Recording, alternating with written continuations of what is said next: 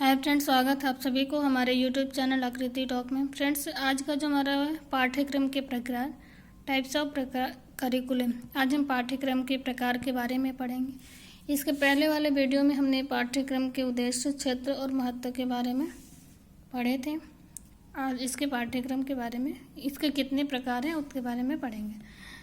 Video start करने से पहले रिक्वेस्ट है फ्रेंड, अगर आप मेरे चैनल पर नए हैं तो सब्सक्राइब कीजिए, लाइक कीजिए, कमेंट कीजिए। चलिए आगे बढ़ते हैं। पहला है विषय केंद्रित पाठ्यक्रम, सब्जेक्ट सेंटर्ड करिकुलम। नाम से ही ज्ञात हो रहा है कि इस प्रकार के पाठ्यक्रम में विषय पर ज़्यादा ध्यान दिया जाता है। इस प्रकार के पाठ्यक्रम को शुरुआत प्राचीन ग्रीक तथा रोम विद्यालयों से हुई थी। इसमें जो नाम से ज्ञात हो रहा है कि जो इसके पाठ्यक्रम है, इस विषय पर ज़्यादा ध्यान दिया जाता है। और जो इस प्रकार के जो पाठ्यक्रम हैं, इनकी शुरुआत ग्रीक और रोम विद्यालयों से हुई थी। इसका पहला पॉइंट है, पाठ्य पुस्तक में अधिक ध्यान दिया जाता है तथा पाठ्यक्रम का निर्माण विषय को केंद्र मान कर दिया जाता है।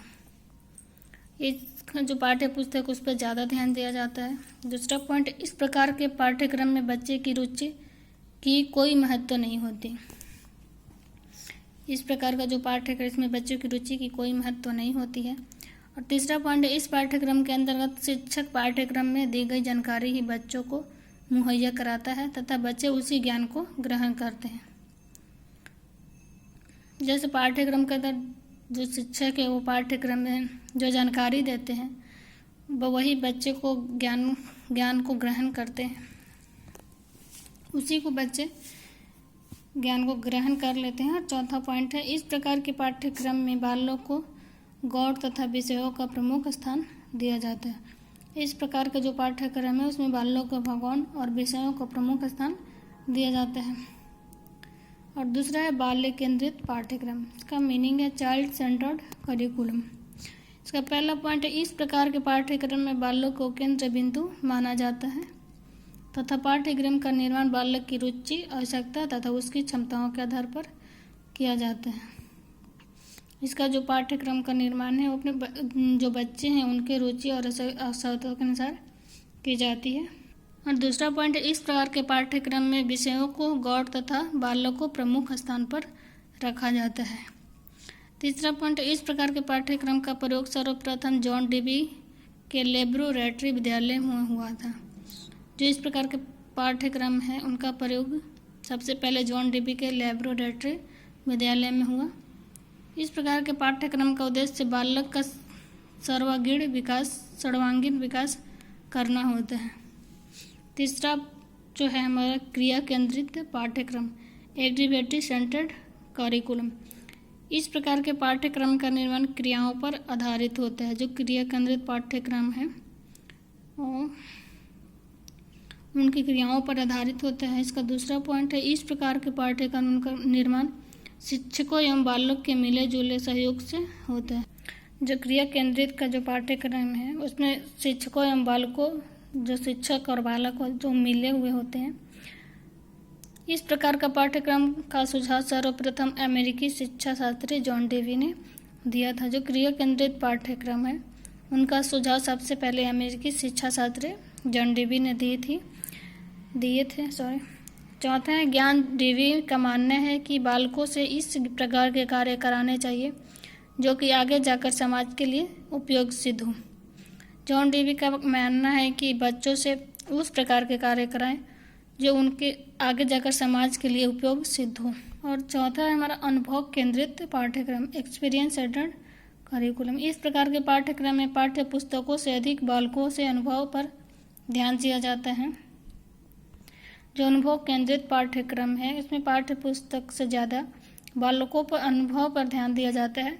और दूसरा पॉइंट है, अतः पाठ्यक्रम का निर्माण बालकों के अनुभवों के आधार पर किया जाता है। जो इस पाठ्यक्रम है उसका निर्माण बालकों के अनुभवों के आधार पर किया जाता है। इसका तीसरा पॉइंट है, इस प्रकार के पाठ्यक्रम में बालकों के अनुभवों को पुस्तकों की अपेक्षा अधिक के महत्व दिया जाता है।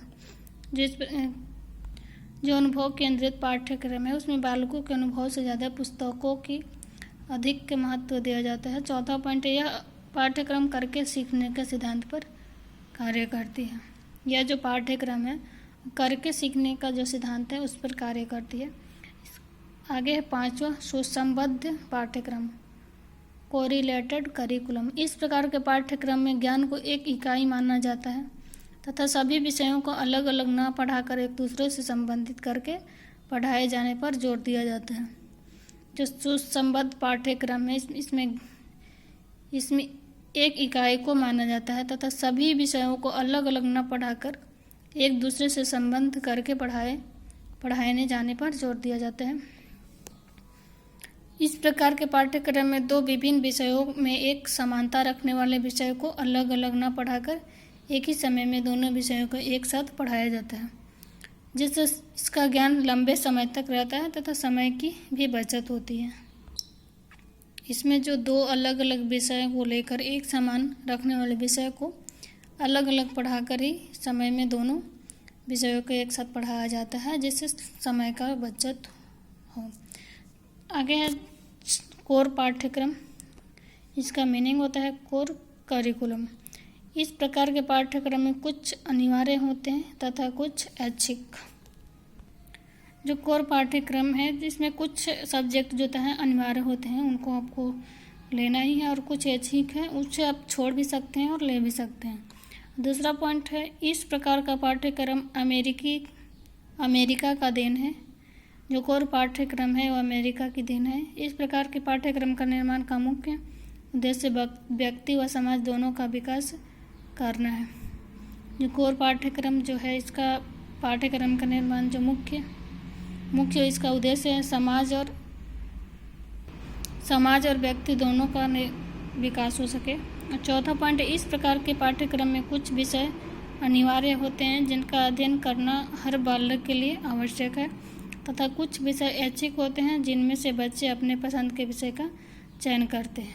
जो कोर पाठ्यक्रम है इनका जो सब्जेक्ट होता है वो हर बच्चे के लिए कुछ अनिवार्य होता है और कुछ विषय ऐच्छिक होते हैं जिसमें बच्चे अपने पसंद के अनुसार अपना सब्जेक्ट जो चयन करते हैं। यह थी हमारी आज की टॉपिक। आई होप ये वीडियो आप लोगों की पसंद आई हो, तो प्लीज़ चैनल को सब्सक्राइब कीजिए, लाइक कीजिए और कमेंट कीजिए और बेल आइकन पे प्रेस कीजिए ताकि हर वीडियो का नोटिफिकेशन आपको समय पे मिल जाए। Thank you.